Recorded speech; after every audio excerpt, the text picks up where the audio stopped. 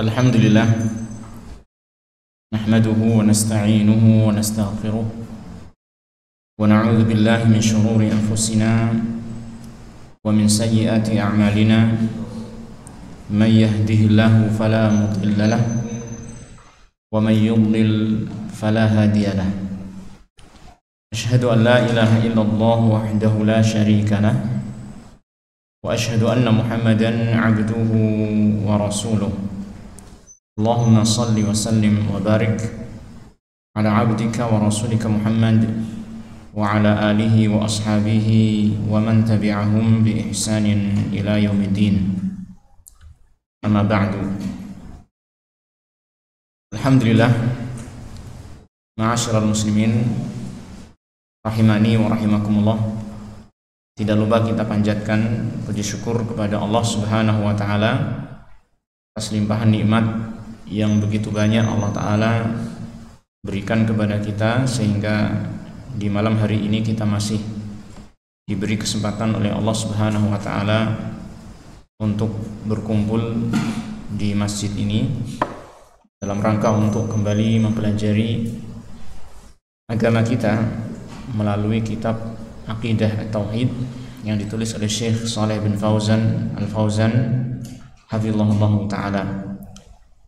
Pembahasan kita pada malam hari insyaallah kita akan mengambil pembahasan tentang al-jahiliyah, ya, mengenal al-jahiliyah sebagaimana yang ada pada halaman berapa ini? 95. Akan tetapi sebelum itu kita masih menyisakan dua paragraf yang belum kita baca dari pembahasan sebelumnya, yaitu tentang perbedaan antara kemunafikan yang besar dan kemunafikan yang kecil, perbedaan antara nifaq i'tiqadi dan nifaq amali, yaitu pada poin yang terakhir di mana Syekh menjelaskan bahwasanya kemunafikan yang besar, kemunafikan yang i'tiqadi pada umumnya orangnya itu tidak bertaubat, sedangkan kemunafikan yang kecil maka orangnya itu memungkinkan untuk bertaubat, ada kemungkinan besar untuk bertaubat. Dan beliau menjelaskan atau beliau menukil dari perkataannya Syekhul Islam Ibnu Taimiyah rahimahullah taala yang intinya bisa kita tangkap di situ, bahwa orang yang munafik yang kecil, yang memiliki kemunafikan yang kecil, seperti contohnya kemarin orang mukmin yang melakukan khianat atau berdusta dan lain sebagainya,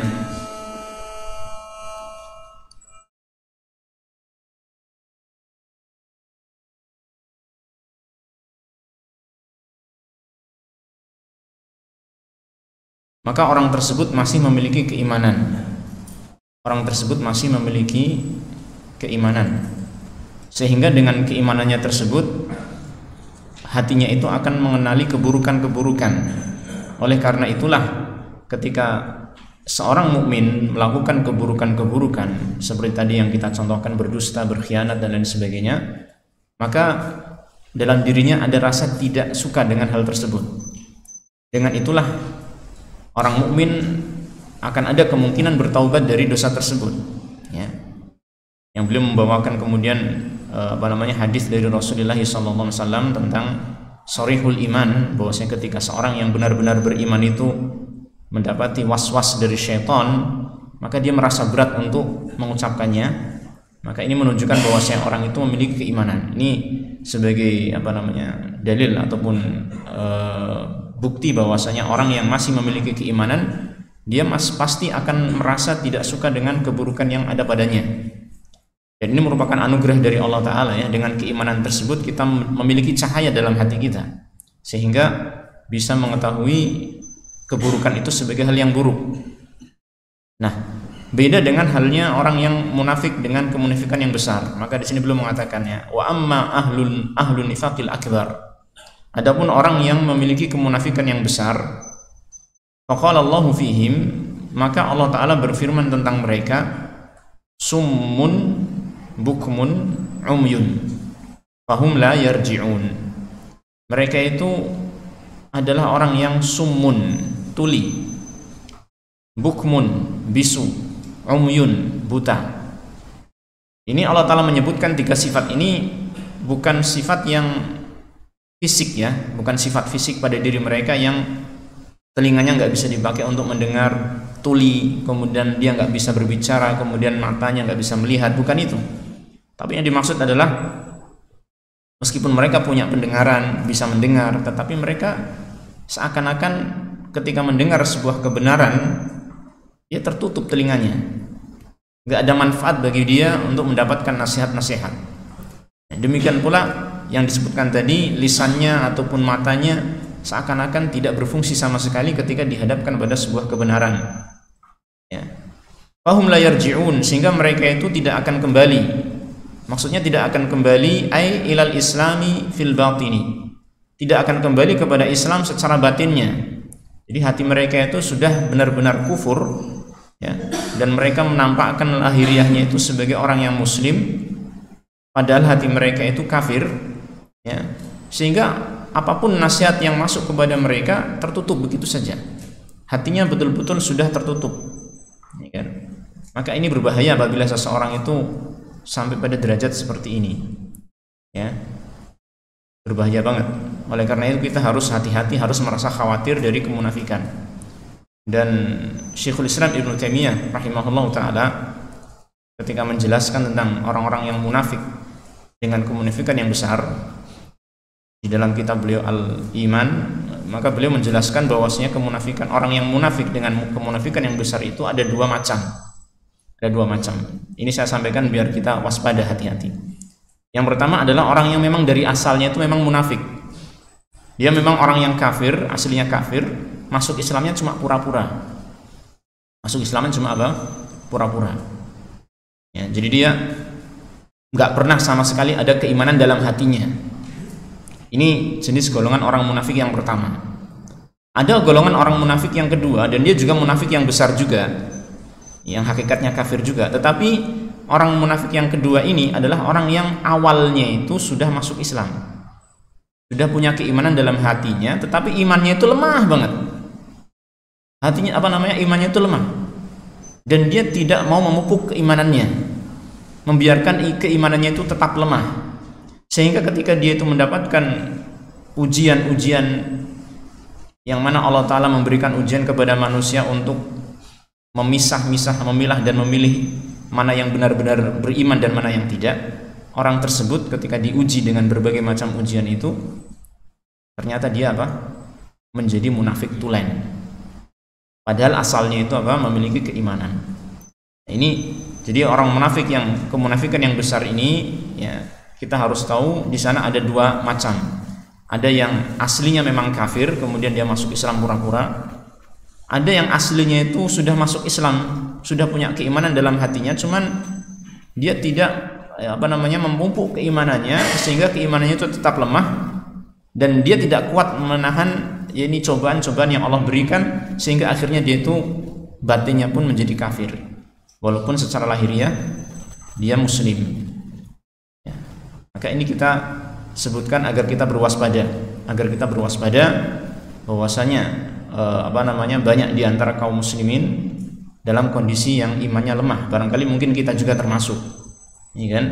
Maka hendaknya kita terus berusaha untuk menguatkan keimanan kita agar kita tidak sampai ketika datang ujian kepada kita lalu kemudian membalik menjadi orang yang kafir secara batin walaupun lahirnya tetap muslim.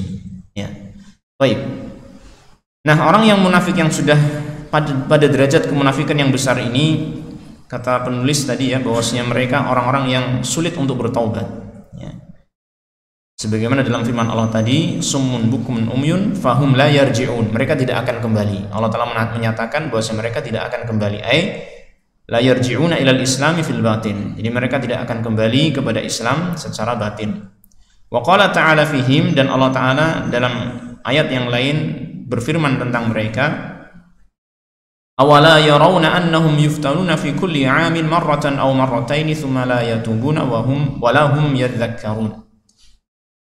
Awala yarawna, tidakkah mereka melihat bahwasanya mereka itu diuji pada setiap tahun itu sekali atau dua kali, kemudian mereka tidak bertaubat, wala hum yadhakkarun, bahkan mereka tidak pula mengambil peringatan ya, tidak mengambil pelajaran, tidak mengambil peringatan, diuji berulang kali, malah kemudian menjadi orang yang terus ini tenggelam di dalam kekafirannya secara batin. Ini orang-orang munafik yang memiliki kemunafikan yang besar. Nah, kemudian pembahasan ini ditutup oleh Syekh Shalih Al-Fauzan hafizahullah taala dengan perkataannya Syekhul Islam Ibnu Taimiyah rahimahullah, yang mengatakan waqala Syekhul Islam Ibnu Taimiyah rahimahullah wa qad ikhtalafa al-ulama'u fi qabuli taubatihim fi adh-dhahiri liqauni dzalika la yu'lamu idh hum daiman yuzhiruna al-islam.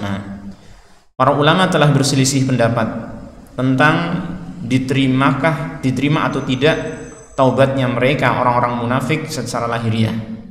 Ya, jadi terkait dengan orang yang munafik tulen, orang munafik yang kemunafikannya itu besar, yang aslinya kafir kemudian menampakkan Islam, apabila mereka mengikrarkan saya bertaubat dari kemunafikan saya, ya, ini para ulama berselisih pendapat apakah diterima pernyataan tersebut atau tidak.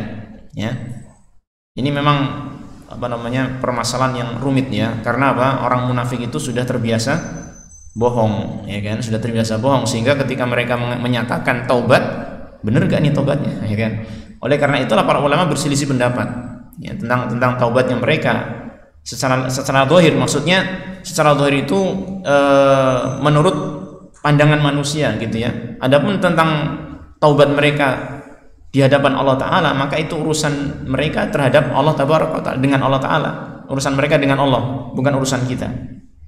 Akan tetapi ketika mereka menyatakan diri sebagai orang yang telah bertaubat dari kemunafikannya, ya kan, maka para ulama berselisih pendapat apakah diterima enggak itu taubatnya, ya kan. Liqauni dzalika la yu'lam, karena hal itu tidak bisa diketahui kebenaran pernyataan dia, ya. Idhum daiman yuzhiruna al-islam, karena mereka itu senantiasa menampakkan Islam dan menyembunyikan hakikat mereka yang kafir. Artinya mereka senantiasa melakukan tipuan, senantiasa berdusta di dalam keadaan mereka, sehingga para ulama pun ya ini tidak bisa menyatakan secara tegas apakah diterima atau tidak, sehingga mereka berselisih pendapat tentang masalah ini. Ala kulli hal, yang jelas ini menunjukkan akan bahayanya yang sangat besar tentang orang-orang yang memiliki kemunafikan, terutama kemunafikan yang besar ini ya. Sehingga kita harus mewaspadainya, jangan sampai kita membiasakan diri mengikuti perbuatan orang-orang munafik tersebut, sehingga ada dalam diri kita kemunafikan yang kecil. Jangan sampai ada dalam diri kita kemunafikan yang kecil, karena sesuatu yang besar itu biasanya bermula dari sesuatu yang kecil, gitu kan. Sebagaimana dalam pepatah kita, sedikit-sedikit lama-lama menjadi bukit, katanya kan gitu ya. Nah, dan demikian juga dalam masalah kemaksiatan ya. Baik, itu tadi adalah akhir dari pembahasan kita tentang kemunafikan ya. Di antara penyimpangan yang sangat penting untuk kita jauhi dalam akidah kita. Kemudian kita masuk pada al-faslul khamis, pasal yang kelima. Masih menjelaskan tentang berbagai macam penyimpangan dalam akidah. Karena buku kita, kembali lagi kita ingatkan, buku kita ini atau buku Syekh Shalih Fauzan yang kita baca ini, ya ini apa judulnya, masih ingat enggak? Lihat kembali ke judul awal, Aqidatut Tauhid wa bayanu ma yudadduha wa au yanqusuha minasyirkil akbari wal asghari wat ta'tili wal bid'ah wa ghairi dzalik. Jadi buku kita ini judulnya adalah Aqidah Tauhid dan penjelasan apa saja yang membatalkannya atau bertentangan dengannya atau mengurangi kesempurnaannya, baik itu berupa kesyirikan yang besar ataupun yang kecil, kemudian ta'til, kebid'ahan dan lain sebagainya. Artinya kita sedang mempelajari sebuah kitab yang menjelaskan kepada kita tentang kebenaran dan kebatilan. Tentang kebenaran dan kebatilan. Sehingga kita mempelajari yang benar, juga mempelajari yang salah juga ya. Penyimpangan kita pelajari, bukan dalam rangka untuk kita lakukan araftu syarra la li syarri, kita aku mengetahui keburukan bukan untuk kita lakukan, walakin li tawaqqi, akan tetapi untuk dijauhi. Wa man la ya'rifil syarra minal khairi yaqa fihi, barang siapa yang tidak mengetahui keburukan dari kebaikan, tidak bisa membedakan ya, khawatirnya dia akan terjerumus dalam keburukan tersebut. Nah, Di sini dalam pasal yang kelima, Syekh Shalih Al-Fauzan hafizahullah taala mengatakan bayanu haqiqati kullin minal jahiliyati wal fisqi wad dhalali war riddati aqsamuha wa ahkamuha. Penjelasan tentang hakikat dari masing-masing perkara ini. Al-jahiliyah ini akan kita bicarakan, akan kita pelajari hari ini, malam ini insyaallah. Kemudian al-fisq ini kefasikan. Kemudian ad-dhalal yaitu kesesatan. Kemudian ar-riddah, murtad. Aqsamuha macam-macamnya, wa ahkamuha dan hukum-hukumnya. Jadi ini adalah istilah-istilah yang datang di dalam syariat kita ya. Istilah-istilah yang datang dalam syariat kita selain yang telah kita pelajari kemarin. Kita sudah mempelajari apa? Yang pertama syirik, kufur, nifaq. Ya, itu istilah-istilah yang datang dalam syariat kita yang menggambarkan atau menjelaskan tentang penyimpangan dalam akidah. Termasuk ini juga jahiliyah, kefasikan, dhalal, kesesatan, riddah, murtad. Ini semua juga termasuk istilah-istilah dalam agama kita yang menggambarkan tentang penyimpangan di dalam akidah. Ya, kita harus mengetahui untuk kita jauhi. Nah, sekarang yang pertama adalah al-jahiliyah. Al-jahiliyah. Pernah ya kita mendengar kalimat ini ya, al-jahiliyah? Pernah belum? Biasanya dikaitkan dengan apa? Zaman, gitu ya. Zaman jahiliyah. Padahal nggak mesti harus dikaitkan dengan zaman. Ada orang jahiliyah, mempunyai sifat jahiliyah, bisa jadi ya kan? Nah, zaman jahiliyah. Nah, di sini Syekh Shalih Al-Fauzan hafizahullah taala menjelaskan al-jahiliyah hiyal halul lati kanat 'alaiha al-'arabu qabla al-Islam. Al-jahiliyah itu adalah keadaan yang dahulu bangsa Arab ada padanya qabla al-Islam, yaitu ketika sebelum datangnya Islam. Maksudnya apa ikhwah rahimani wa rahimakumullah? Istilah jahiliyah itu identik dengan sebuah keadaan yang ada pada bangsa Arab sebelum datangnya Islam. Sebelum datangnya apa? Islam. Di mana keadaan ketika itu sangat banyak sekali kerusakan, banyak sekali penyimpangan, baik di dalam masalah akidah, di dalam masalah peribadahan, di dalam masalah akhlak, penuh dengan penyimpangan-penyimpangan. Walaupun apa? Ada saja nilai-nilai kebaikan di zaman dahulu. Ya, akhlak-akhlak yang baik juga ada, seperti kejujuran ada, ya, syaja'ah yaitu keberanian juga ada, ya, dan lain sebagainya. Beberapa akhlak-akhlak yang mulia di bangsa Arab dulu ada, tetapi yang mendominasi adalah apa? Keburukan. Yang mendominasi adalah keburukan. Mayoritasnya adalah keburukan, terutama di dalam bidang akidah, dalam keyakinan-keyakinan mereka. Ya, penuh dengan kesyirikan, ya, penuh dengan khurafat, takhayul dan lain sebagainya. Ya, sehingga zaman tersebut, ya, syariat kita menamainya dengan zaman jahiliyah. Zaman di mana mayoritas dunia, mayoritas alam itu, mayoritas keadaan manusia ketika itu adalah apa? Berada di atas kebodohan, tidak ada petunjuk, tidak ada cahaya petunjuk yang tersebar di zaman itu, sehingga dikatakan zaman jahiliyah. Ya, dikatakan oleh Syekh di sini keadaan yang ada pada bangsa Arab sebelum Islam itu seperti contohnya minal jahli billah, seperti kebodohan terhadap Allah tabaraka wa taala, wa rusulihi, kebodohan terhadap rasul-rasulnya Allah, wa syara'i'id din, kebodohan terhadap syariat-syariat agama, wal mufakharati bil ansabi, dan seperti berbangga-bangga dengan nasab, ya, membangga-banggakan dia itu keturunan orang mulia misalkan, ya. Wal kibri wat tajabbur, bersikap sombong, ya, kesombongan, kemudian tajabbur, kesenang-menangan. Ini merebak di zaman itu. Wa ghairi dzalik, dan lain sebagainya. Di antara perkara-perkara yang buruk, yang menyimpang, itu sudah biasa di zaman itu. Ya. Ya, antum bisa melihat kembali kepada sirah, ya. Di sirah Nabi SAW biasanya disebutkan keadaan ini bangsa Arab sebelum datangnya Nabi Muhammad SAW. Itu bisa sangat jelas sekali di sana. Seperti masalah apa? Pernikahan, ya kan? Jenis-jenis pernikahan di zaman itu luar biasa, ngeri, gitu kan. Kalau misalkan ada salah satu contohnya ya, Kalau misalkan ada seseorang wanita yang ingin punya keturunan, ya kan, dia itu bergaul atau berhubungan dengan laki-laki banyak, ya. Kemudian mungkin ada orang yang jelek, ada orang yang ganteng dan lain sebagainya. Kalau dia pengen punya suami yang ganteng, dia punya anak gitu kan dari hubungan yang banyak orang tersebut, terus dia bebas untuk memilih, bapaknya anak ini adalah kamu gitu. Jadi masya Allah, perzinahan merebak gitu kan. Ini salah satu contoh bentuk jahiliyah. Apalagi dalam masalah ekonomi seperti riba dan lain sebagainya merebak, ya. Baik, ini contoh-contoh saja. Secara umum ini kerusakan sangat banyak dan mengenai berbagai lini kehidupan manusia. Nah, kalimat jahiliyah ini nisbatan ilal jahli. Ini agar kita memahami apa sih jahiliyah, ya kan?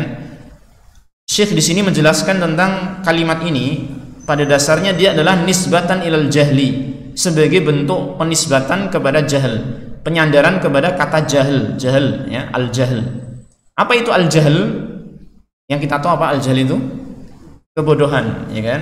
Jadi sebuah keadaan yang dinisbatkan kepada kebodohan. Ini munculnya keadaan tersebut karena kebodohan manusia itu merebak, merajalela. Tidak ada ilmu yang menerangi jalan mereka. Itu. Seandainya pun ada ilmu maka tidak diamalkan. Sehingga yang ada adalah kebodohan saja. Maka keadaan ketika itu disebut dengan jahiliyah. Ya, ini maksud dari nisbat ilal jahl. Nah, di sini Syekh menjelaskan al-jahl yang dimaksud ada dua macam. Nisbatan ilal jahl, kalimat jahiliyah itu tadi adalah penyandaran kepada kata jahil, kebodohan, yang mana kebodohan itu alladzi huwa adamul ilmi au adamut tiba'il ilmi. Yang disebut dengan jahil, kebodohan itu adalah apa? Adamul ilmi, tidak adanya ilmu, benar-benar blank, nggak punya ilmu, namanya bodoh, ya. Dek, 5 kali 7 berapa?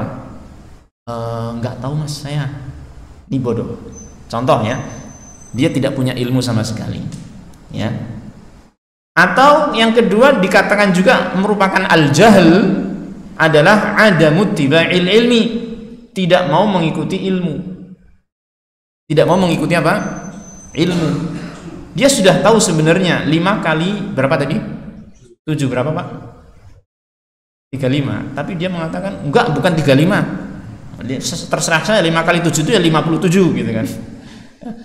Padahal dia sudah tahu 5 kali 7 35, tapi dia ngeyel, ya, tidak mau mengikuti ilmu yang sudah dia miliki. Ini contoh. Itu disebut kebodohan juga.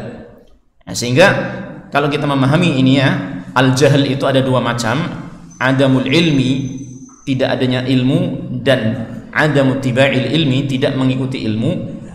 Intinya adalah apa ikhwah?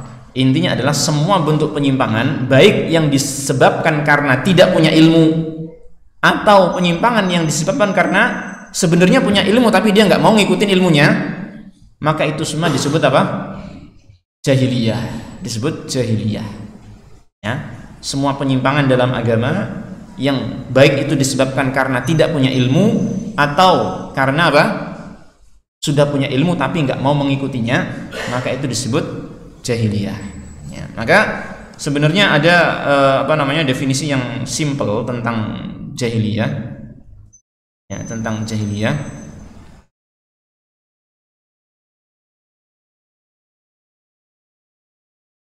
Mana ya tadi ya?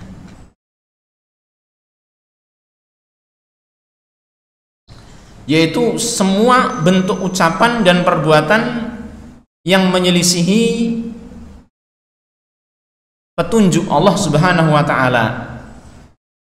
Itu penjelasan atau definisi yang kita katakan simple tapi itu pas, tidak salah juga gitu loh. Semua ucapan, perbuatan, bahkan mungkin keyakinan, ya kan? Jadi kita katakan semua ucapan, perbuatan dan keyakinan yang itu menyelisih apa? Petunjuk Allah Subhanahu wa taala, itulah jahiliyah. Ya, semua ucapan, perbuatan, keyakinan yang menyelisih apa? Petunjuk Allah Subhanahu wa taala, itulah jahiliyah. Contohnya apa, ikhwah? Kemaksiatan, berjudi, berzina, mencuri, korupsi, apalagi? Ya banyak ya. Silakan hitung sendiri. atau mungkin keyakinan-keyakinan menganggap ada pencipta selain Allah, menganggap Allah punya anak, menganggap ini dan itu dan seterusnya. Banyak sekali keyakinan-keyakinan yang menyimpang, ya. Atau perkataan-perkataan seperti contohnya apa? Berdusta, khianat dan lain sebagainya. Pokoknya segala sesuatu, ucapan, perbuatan dan keyakinan yang menyelisih petunjuk Allah Ta'ala itu adalah apa? Jahiliyah. Perbuatan apa? Jahiliyah. Dan alangkah banyaknya hal itu, ya kan? Ini ringkasnya seperti itu, ya. Ringkasnya seperti itu. Segala sesuatu yang menyelisih tuntunan petunjuk Allah Subhanahu wa Ta'ala, maka itu adalah jahiliyah. Perkara apa? Jahiliyah. Maka bisa nggak seseorang itu dalam dirinya itu ada jahiliyah? Ada, ya. Contohnya ketika seseorang itu al-fakhru bil ahsab, ini dia itu merasa bangga dengan kemuliaan yang ada pada keturunannya, atau bukan keturunan, kalau keturunan kan ke bawah, ya, ke atas nenek moyangnya, nenek apa kakek, ya pokoknya gitu, ya, merasa bangga dengan apa yang ada, dengan kemuliaan yang ada pada nenek moyangnya. Wah, aku tuh keturunannya apa gitu, misalnya raja-raja berdarah merah atau biru, nggak tahu, ya. Jadi itu salah satu contoh perkara jahiliyah. Mungkin ada pada seseorang, ya kan? Atau mungkin ta'nu bil ansab, mencela nasab orang lain, ya. Alah, kamu tuh anaknya siapa sih, gitu kan, dicela. Mungkin nggak terjadi pada seorang muslim, mungkin, ya mungkin. Jadi semua penyimpangan di dalam agama itu bisa masuk dalam kategori jahiliyah, ya. Baik, kita baca dulu apa yang disampaikan di sini. Qala Syekhul Islam Ibnu Taimiyah, Syekhul Islam Ibnu Taimiyah rahimahullahu taala berkata, fa inna man lam ya'lamil haqqa fa huwa jahilun jahlan basita, fa in i'taqada khilafahu fa huwa jahilun jahlan murakkaba, fa in qala khilafal haqqi 'aliman bil haqqi aw ghayra 'alimin fa huwa jahilun aidan. Ini Syekh Shalih Al-Fauzan hafizahullah taala menukilkan perkataan Syekhul Islam Ibnu Taimiyah yang menjelaskan kepada kita tentang hakikat kebodohan itu apa sih. Ya, sebelum beliau nanti akan menjelaskan tentang jahiliyah atau dalam rangka menjelaskan jahiliyah ini.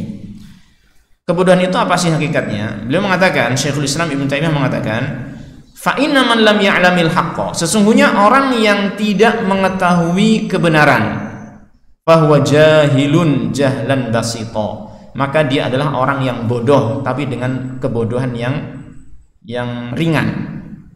Kebodohan yang ringan. Kenapa dikatakan ringan? Karena dia tidak ada informasi tentang kebenaran. Seandainya dia disampaikan informasi tentang kebenaran, mungkin akan bisa menerima dan akan mengikutinya, gitu ya. Ringan, kebodohannya itu ringan. Gelas kosong tinggal diisi. Mudah kan? Jadi kerjaan kita cuma satu, ya kan? Tinggal diisi. Sehingga dikatakan itu kebodohan yang ringan. Beda dengan yang berikutnya. Fa in taqada khilafahu, kalau dia itu meyakini lawan dari kebenaran, meyakini kebatilan, fahuwa jahilun, dia juga orang yang bodoh. Tapi jahlan murakkaban, tapi dia adalah kebodohan yang murakkab, kebodohan kuadrat. Artinya bukan kebodohan yang ringan, berat. Kenapa berat? Gambarannya seperti tadi. Kalau tadi kebodohan yang ringan itu gelas kosong tinggal diisi, kerjaan kita cuma sekali saja, ngisi tok, gitu kan. Tapi kalau ini gelas isinya apa? Isinya air comberan. Mau kita gunakan untuk minum misalkan, ya. Apa perbuatan kita yang kita lakukan? Dibuang dulu airnya, bersihkan dulu, baru diisi, kan gitu. Ini berat, kebodohan yang berat. Nah, ini orang yang meyakini sebuah kebatilan yang dia anggap sebagai kebenaran, ya, maka dia juga orang yang bodoh, orang yang jahil, tapi kebodohan yang kuadrat. Fa in qala khilafal haqqi, apabila dia mengatakan kebatilan, sesuatu yang berlawanan dengan kebenaran, aliman bil haqqi au ghaira alimin, baik dia itu mengetahui kebenaran ataupun tidak mengetahui, fahuwa jahilun aidan, maka dia juga dikatakan orang yang bodoh. Maka para ulama biasanya mengatakan seorang yang berilmu masih saja dikatakan bodoh selama dia tidak mengamalkan ilmunya. Dan memang demikian. Sudah punya ilmu tapi nggak mau mengamalkan ilmunya, maka dia sama saja dengan orang yang bodoh.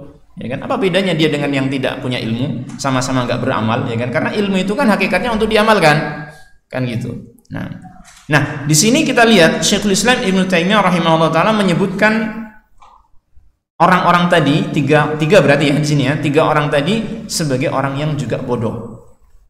Pertama, orang yang memang nggak punya ilmu. Kedua, orang yang meyakini sesuatu yang berlawanan dengan kebenaran. Ketiga, orang yang mengucapkan kebatilan yang dia tidak selaras dengan ilmu, baik dia itu mengetahui ataupun tidak. Yang intinya kembali kepada yang tadi disebutkan di atas, bahwasanya kebodohan itu mencakup 2, yaitu tidak punya ilmu atau tidak mau mengikuti ilmu. Itu kebodohan. Baik. Fa idza tabayyana dzalik, kalau sudah jelas hal itu, fannasu qabla ba'tsir rasul sallallahu alaihi wasallam kanu fi jahiliyatin mansubatin ilal jahli. Maka orang-orang sebelum manusia sebelum diutusnya Rasul Muhammad sallallahu alaihi wasallam, mereka dahulu berada dalam keadaan jahiliyah yang disandarkan kepada kebodohan. Ini maksudnya perilaku mereka, keadaan mereka itu muncul karena mereka itu tidak memiliki ilmu atau memiliki ilmu tapi tidak mengamalkannya. Itu loh, sehingga muncul dari mereka itu berbagai macam kerusakan-kerusakan, penyimpangan-penyimpangan dari agamanya Allah Subhanahu wa taala. Itu. Fa inna ma kanu alaihi minal aqwali wal a'mali inna ma ahdatsahu lahum jahilun wa inna ma yaf'aluhu jahilun. Karena sesungguhnya apa yang mereka berada di atasnya, baik itu berupa ucapan ataupun perbuatan, ini maksudnya karena ucapan dan perbuatan yang ada pada orang-orang Arab terdahulu yang sebelum masuk Islam, sebelum adanya Islam, inna ma ahdatsahu lahum jahilun, itu hanyalah dibuat-buat oleh orang yang bodoh saja. Wa inna ma yaf'aluhu jahilun, dan itu dilakukan oleh orang yang bodoh saja. Itu kan? Nah, ini artinya orang yang memang tidak punya petunjuk, tidak mengikuti petunjuk. Maka beliau mengatakan sebagai pernyataan berikutnya di sini ya, mungkin bisa kita katakan sebagai kesimpulan, wa kadzalika kullu ma yukhalifu ma jaa bihil mursalun min yahudiyatin wa nasraniyatin fahuwa jahiliyatun wa tilka kanatil jahiliyatul ammah. Demikian juga segala sesuatu yang menyelisihi apa yang dibawa oleh para rasul, baik itu Yahudi ataupun Nasrani, maksudnya agama Yahudi ataupun agama Nasrani, apa saja yang menyelisihi apa yang dibawa oleh para rasul, fahuwa jahiliyah. Ini bisa kita jadikan sebagai kesimpulan di sini. Segala sesuatu yang menyelisihi apa yang dibawa oleh para rasul, itulah jahiliyah. Ya. Mungkin kita kasih sedikit garisnya. Ini dzalika kullu ma yukhalifu ma jaa bihi rasul fahuwa jahiliyatun. Nah, itu ya, ini poinnya di sini. Poinnya di sini. Intinya di sini. Segala sesuatu yang menyelisih apa yang dibawa oleh para rasul itulah jahiliyah. Jelas? Ini. Maka tadi ya saya contohkan keyakinan-keyakinan, perbuatan-perbuatan, ucapan-ucapan yang menyelisihi syariat Rasul alaihi wassalatu wassalam, maka itulah jahiliyah. Wa tilka kanatil jahiliyat wa tilka kanatil jahiliyatal ammata. Dan itu keadaan jahiliyah yang ada pada masa sebelum datangnya Islam, itu disebut dengan jahiliyah ammah, jahiliyah yang sifatnya menyeluruh. Sehingga zamannya disebut dengan apa? Zaman jahiliyah, karena ketika itu memang belum ada cahaya petunjuk dari Allah Tabaraka wa Ta'ala. Baru setelah adanya Rasulullah sallallahu alaihi wasallam diutus oleh Allah Ta'ala sebagai Rasul yang menyampaikan tauhid, ya, menyampaikan petunjuk Allah Tabaraka wa Ta'ala, hilang sudah jahiliyah yang sifatnya menyeluruh, karena sudah ada apa? Petunjuk, cahaya petunjuk yang dibawa oleh Rasulullah SAW. Dan cahaya petunjuk yang dibawa oleh Rasulullah SAW ini nanti akan senantiasa ada sampai hari kiamat, ya. Sehingga setelah zaman diutusnya Rasulullah SAW ini tidak boleh kita mengatakan di suatu zaman tertentu sebagai zaman jahiliyah. Misalnya mengatakan, oh ini abad ini adalah abad jahiliyah, misalkan gitu, nggak boleh. Karena zaman jahiliyah itu sudah berakhir dengan diutusnya siapa? Rasulullah SAW. Dan itu nanti akan kembali, jahiliyah, zaman jahiliyah itu akan kembali ketika kaum muslimin seluruhnya sudah diwafatkan oleh Allah. Menjelang hari kiamat itu baru muncul lagi zaman apa? Jahiliyah. Tapi saat ini sampai waktu itu nanti, ya kan, tidak boleh kita mengatakan ini sebagai zaman apa? Jahiliyah. Dan itu nanti akan diterangkan oleh penulis sendiri, ya, Syekh Shalih Al Fauzan hafizahullah taala. Ini di dalam pembahasan selanjutnya ketika membagi jahiliyah menjadi dua, jahiliyah amah dan jahiliyah khassah. Insyaallah taala kita lanjut pada pertemuan yang akan datang. Baik. Demikian yang bisa kita pelajari untuk hari ini, untuk malam hari ini. Mudah-mudahan Allah taala memberikan ilmu yang bermanfaat, kemudian taufiknya untuk kita mengamalkan ilmu tersebut dan keistiqomahan di dalamnya. Kita akhiri wasallallahu wasallam ala nabiyyina Muhammadin wa ala alihi wa sahbihi ajma'in walhamdulillahi rabbil alamin.